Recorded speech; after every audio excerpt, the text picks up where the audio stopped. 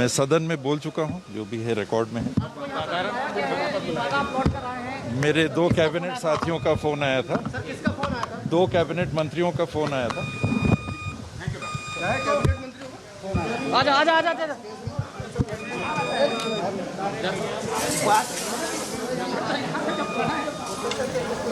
अरे यार वो साइड से देख के वो अभी पहुंचे हुए हैं विधानसभा में और उन्होंने कहा है कि पहले ही उन्होंने स्पष्ट कर दिया था। ये सीधी तस्वीरें आप देख पा रहे हैं। अभी वहां पर हमारे सहयोगी वहां पर लगातार मौजूद हैं। देखिए आशीष वहां पर लगातार मौजूद हैं और वो लगातार इस खबर को कवर कर रहे हैं। टीएस सिंहदेव जो अभी पहुंचे हैं, इससे पहले वो सदन की कार्यवाही को बीच में छोड़कर चले गए थे। उसके बाद एक वहां पर किस तरीके से हलचल तेज हुई थी और किस तरीके से सियासत वहां पर गरमाई थी और उसके बाद एक बार फिर से वो सीएम भूपेश बघेल से मिलकर वापस सदन पर लौटे हुए हैं, सदन में लौटे हुए हैं, विधानसभा में लौटे हुए हैं और उन्होंने कहा कि उन्होंने अपना रुख स्पष्ट कर दिया, अपना स्टैंड उन्होंने साफ कर दिया है। तो बृहस्पति सिंह ने हमले के लिए टीएस सिंहदेव को जब जिम्मेदार बताया था और उसके बाद से ये खींचतान का दौर चल रहा है। टीएस सिंहदेव चूंकि आज सदन में पहुंचे थे इस उम्मीद के साथ कि शायद उनको लेकर सरकार अपना रुख स्पष्ट करेगी, लेकिन ऐसा हुआ नहीं। यही वजह है कि वो सदन से निकल गए। उसके बाद वहां पर खींचतान शुरू हो गई, विपक्ष को मौका मिला, निशाना साधा गया सरकार पर। फिर मुख्यमंत्री ने टीएस सिंहदेव को मिलने के लिए अपने आवास पर बुलाया और वहां मुलाकात के बाद वापस टीएस सिंहदेव पहुंच गए हैं विधानसभा में। हालांकि वहां पर उन्होंने बहुत ज्यादा जानकारी दी नहीं, मीडिया से वो ज्यादा मुखातिब हुए नहीं। कुछ सवाल जरूर उन पर दागे गए मीडिया की ओर से, लेकिन उन सवालों का स्पष्ट तरीके से जवाब उन्होंने दिया नहीं और आधे अधूरे जवाब देते हुए वो वहां से चले गए। तो विधानसभा के भीतर एक बार फिर से टीएस सिंहदेव पहुंचे हुए हैं। तो टीएस सिंहदेव ने आज सदन छोड़ दिया था, छोड़कर बाहर चले गए थे और आशीष तिवारी हमारे सहयोगी लगातार इस खबर को कवर भी कर रहे हैं, वहां पर मौजूदगी भी है उनकी। आशीष, वहां पर क्या हो रहा है, एक बार क्या हलचल फिर से तेज हुई है? उसके बाद जब आपने सवाल वहां पर पूछे टीएस सिंहदेव से, स्पष्ट क्या कुछ जवाब आया? तो बता दें कि आप लगातार वहां पर इस खबर को कवर किया जा रहा है और किस तरीके से विधानसभा की कार्यवाही को छोड़कर सदन से टीएस सिंहदेव गए थे।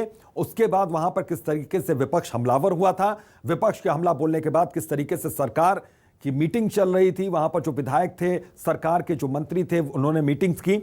उसके बाद इनको फोन गया, टीएस सिंहदेव अपने आवास पर पहुंच चुके थे। वहां से फिर वो मुख्यमंत्री से मिलने के लिए पहुंचे, मुख्यमंत्री से मिलने के बाद वापस विधानसभा लौटे। ये सब कुछ हुआ है पिछले 1.5 से 2 घंटे के भीतर। और बता दें कि आज हो हंगामे के चलते फिलहाल कल तक के लिए कार्यवाही स्थगित की जा चुकी है सदन के भीतर। तो एक बार फिर से टीएस सिंहदेव वहां पर पहुंचे हैं।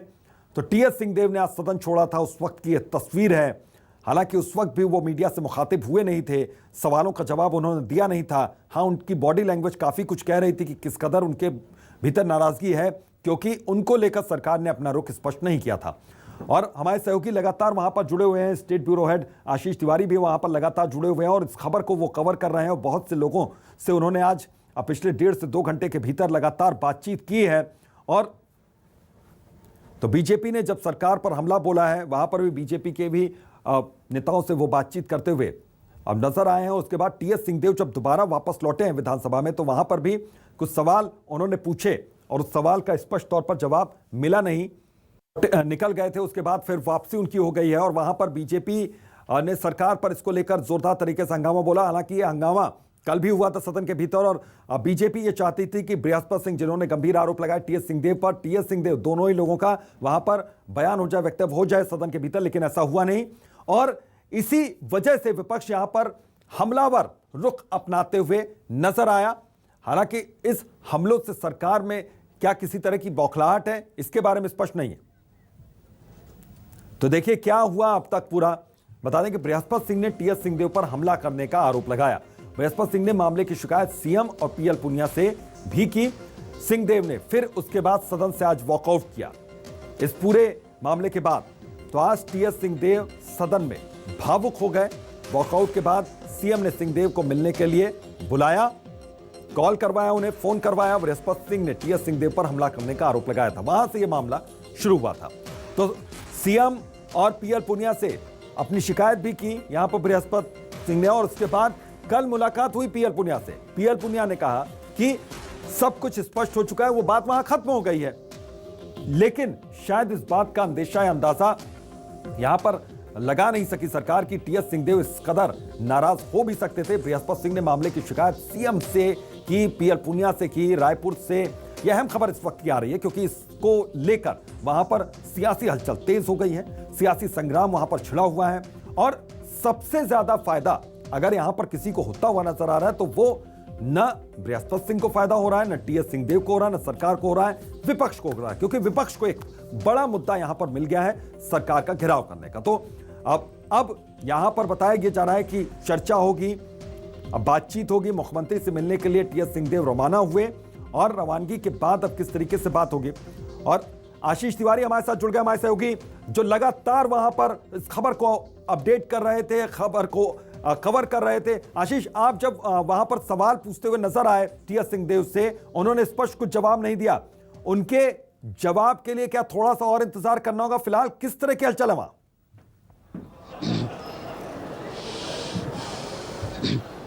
देखिए, फिलहाल सरकार के भीतर तो कोई भी स्पष्ट बयान देने से बच रहा है। जरूर थोड़ी देर पहले टीएस सिंहदेव जब वापस लौटे तो उन्होंने यही कहा कि मेरे 2 वरिष्ठ कैबिनेट के साथियों ने मुझे फोन किया था और उनके फोन करने के बाद मैं यहां पर पहुंचा हूं। लेकिन फिलहाल इस वक्त की जो ताजा तस्वीरें हैं वो दिखाने की कोशिश करते हैं कि किस तरीके से विधानसभा के भीतर गहमा गहमी के हालात हैं। दरअसल जो दिक्कत सरकार को इस वक्त झेलनी पड़ रही है, जो समस्या सरकार के सामने खड़ी हुई है, उसका समाधान किस रूप में ढूंढा जाए, इसे लेकर अभी कैबिनेट के तमाम जो चेहरे हैं उन्हें लेकर एक बैठक किए जाने की अटकलें यहां पर हैं और तमाम लोग यहां पर मौजूद हैं। ये स्पीकर का कक्ष है। स्पीकर के कक्ष के भीतर जो विधायकों के लिए बैठने के लिए जो गैलरी है वहां पर तमाम मंत्री बैठे हुए हैं। लेकिन जैसे ही टीएस सिंहदेव सदन वापस लौटे थे, मुख्यमंत्री भूपेश बघेल अपने कक्ष के लिए रवाना हो गए। और कहीं ना कहीं बॉडी लैंग्वेज की यदि बात की जाए तो ये बॉडी लैंग्वेज इस ओर इशारा कर रही है कि कांग्रेस सरकार और खासतौर पर मंत्रियों के आपस के बीच बहुत कुछ बेहतर नहीं है, सब कुछ ठीक ठाक नहीं है। लेकिन जो एक्सरसाइज हम इस वक्त विधानसभा के भीतर देख पा रहे हैं, वो एक्सरसाइज बात के संकेत जरूर दे रही है कि सब कुछ ठीक करने की कवायद शुरू की जानी चाहिए। शायद इस बात के संकेत यह है कि टीएस सिंहदेव जो नाराज होकर सदन छोड़कर चले गए थे कि जब तक उनकी भूमिका सदन में स्पष्ट नहीं की जाएगी बृहस्पति सिंह के मामले में, तब तक वो सदन की कार्रवाई का हिस्सा नहीं बनेंगे। तमाम जो मंत्री हैं वो अब यहां से जा रहे हैं मुख्यमंत्री के कक्ष में और बातचीत होगी। बाबा, इस बारे में कुछ कहेंगे आप? कुछ कहेंगे बाबा? कोई रिएक्शन? मेरे को मंत्रिमंडल के 2 साथियों का संदेश आया था कि यहाँ पर बात करने के लिए आ जाएं, मैं उपस्थित हुआ हूँ। अपनी बात आप रखेंगे यहाँ पर? जो भी घटना तो मैं रख ही चुका हूँ, सदन में भी मैंने रख दी। अब आपको लग रहा है कि इस बैठक के बाद जवाब मिलेगा? मैं कह नहीं सकता।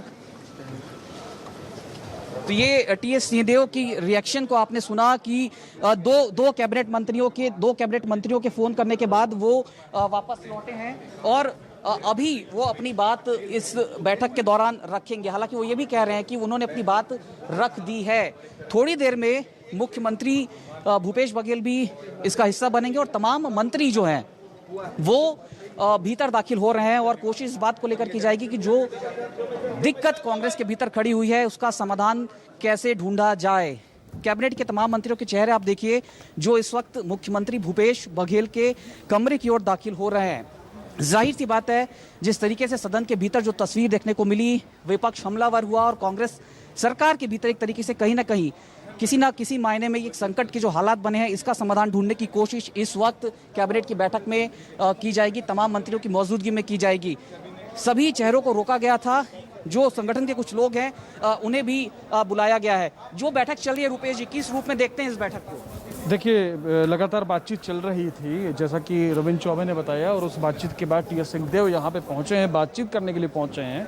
उन्होंने कोई अलग से शर्त नहीं रखी। इसका मतलब ये साफ है कि कहीं ना कहीं बर्फ जो है उसको वो पिघलती नजर आ रही है। और अब देख सकते हैं 2 टीएस सिंहदेव के सबसे करीबी लोग, मल्लू पाठक जो कि बालकृष्ण पाठक हैं और शफी अहमद जो कि अभी निगम मंडल में अध्यक्ष के पद पर है, कैबिनेट मंत्री का दर्जा है, तो ये भी साथ साथ पहुंचे। तो आप अंदाज़ा लगा सकते हैं कि किस तरह से करीबी लोग जो टीएस सिंहदेव के हैं वो भी हालात पर नज़र रखे हुए हैं। चूँकि ये अमूमन सरगुजा में रहते हैं तो ये जानना होगा कि ये इस घटना के बाद यहाँ पे पहुँचे हैं या फिर पहले से यहाँ पे मौजूद थे। तो लेकिन जिस तरीके से जो घटनाक्रम हुआ, बाबा के एक समर्थक वहाँ जुटे, लगता है कि ये पूरी कवायद किसी नए रूप में लाने की कोशिश की जा रही होगी। जाहिर तौर पे, और मुझे लगता है कि अब जो इस मामले में क्या कुछ बयान आता है वो जानना बड़ा दिलचस्प होगा। आप लोग भी यहाँ पर पहुंचे हैं, टीएस सिंहदेव के समर्थक हैं, जो भी घटनाक्रम घटित हुई है विधानसभा के भीतर उसको लेकर क्या टिप्पणी है?